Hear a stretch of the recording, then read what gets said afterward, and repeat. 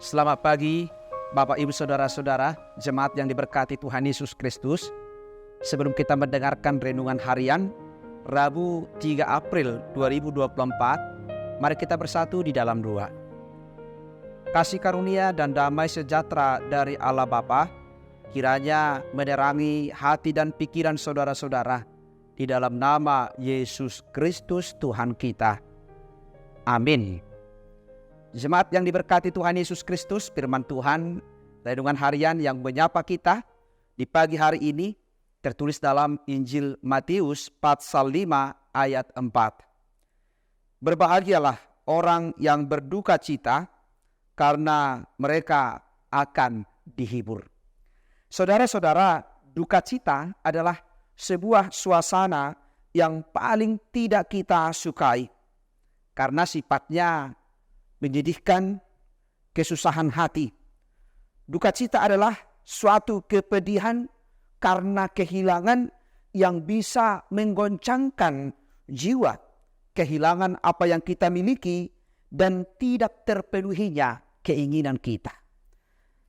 Saudara-saudara, mengapa Tuhan Yesus mengatakan berbahagialah orang yang berduka cita karena mereka akan dihibur? Yang Yesus maksudkan adalah orang-orang yang berduka, yang bersedih hati, dan karena ketidakberdayaan dalam menghadapi kesulitan atau keadaan yang terjadi. Jadi duka cita bukan karena kehilangan karena kematian, tetapi juga menyangkut suasana kehidupan kita, seperti diperlakukan tidak adil dan juga dengan ketidakbenaran.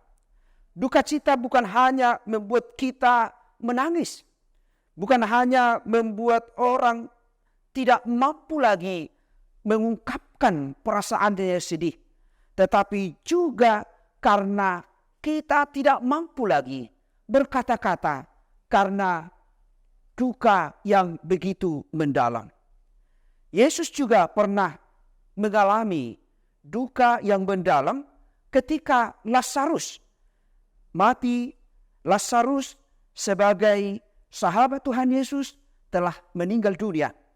Dan juga duka cita yang dialami oleh Maria ketika anak sulungnya disalibkan dan mengalami kesakitan yang luar biasa dan ia tidak bisa berbuat apa-apa. Duka cita yang dimaksudkan Matius adalah duka cita yang terjadi karena ketidakberdayaan kita menghadapi kenyataan hidup yang mengakibatkan hati kita hancur, remuk, dan tidak bisa berbuat apa-apa. Duka cita yang dialami seseorang ketika tidak mengalami lagi daya, tidak lagi mengalami tenaga untuk mengubah apa yang kita hadapi. Inilah yang disampaikan oleh Tuhan Yesus ketika kita diperhadapkan dengan duka cita, pergumulan, masalah yang kita alami. Ternyata Yesus hadir untuk kita. Yesus ada untuk kita. Yesus tidak pernah membiarkan kita sendirian berada dalam suasana kedukaan, suasana kesedihan karena pergumulan, penderitaan, atau karena kehilangan seseorang yang kita kasihi. Melalui firman Tuhan hari ini, kita senantiasa diajak untuk selalu meletakkan setiap persoalan hidup kita, duka cita kita kepada Yesus. Ketika kita meletakkan segala pergumulan, persoalan, duka cita kita kepada Yesus, maka kita akan memiliki kekuatan. Karena Yesus yang telah datang ke dunia ini, menderita, mati, telah bangkit, mengalahkan kematian.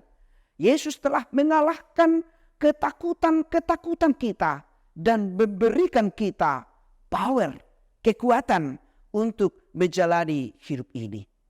Marilah kita, seperti kata Mazmur 37 ayat 5, serahkanlah hidupmu kepada Tuhan dan percayalah, maka ia akan bertindak, menyertai dan memelihara kehidupan kita. Amin. Kita berdoa. Terima kasih Bapa di surga atas sapaan firman-Mu yang telah menerangi hati dan pikiran kami.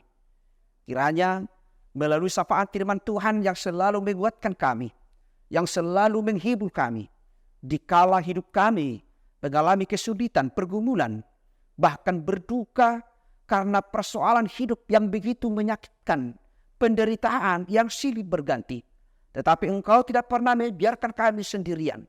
Kebangkitan-Mu telah memberikan jaminan hidup, penyertaan-Mu bahwa Engkau senantiasa hadir untuk selalu menguatkan kami dan menopang kami.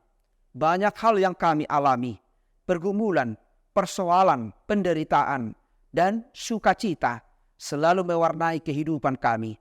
Tetapi ajarlah kami Tuhan untuk selalu memiliki power, kekuatan melalui kasih Tuhan yang telah mengalahkan kematian, segala kesulitan persoalan hidup. Kiranya melalui kebangkitan-Mu senantiasa menguatkan kami, menuntun kami sampai Engkau datang kedua kali. Berkati semua jemaat-Mu HKBP Petukangan. Berkati semua orang-orang yang merindukan firman Tuhan. Kiranya apa yang kami kerjakan satu hari ini, Engkau senantiasa berkenan dan mengajak kami Tuhan, mengingatkan kami untuk selalu hidup seturut dengan kehendak-Mu. Ampuni kami Tuhan dari segala dosa-dosa kami, supaya kami layak menerima berkat-Mu. Terimalah doa kami ini yang kami sampaikan di dalam nama anak-Mu Yesus Kristus, Tuhan dan Juru Selamat kami. Anugerah dari Tuhan kita Yesus Kristus, kasih setia dari Allah Bapa, dan persekutuan dengan Roh Kudus kiranya menyertai dan memberkati saudara-saudara hari ini sampai selama-lamanya. Jemaat yang diberkati Tuhan Yesus Kristus, selamat pagi dan selamat beraktivitas. Tuhan Yesus memberkati.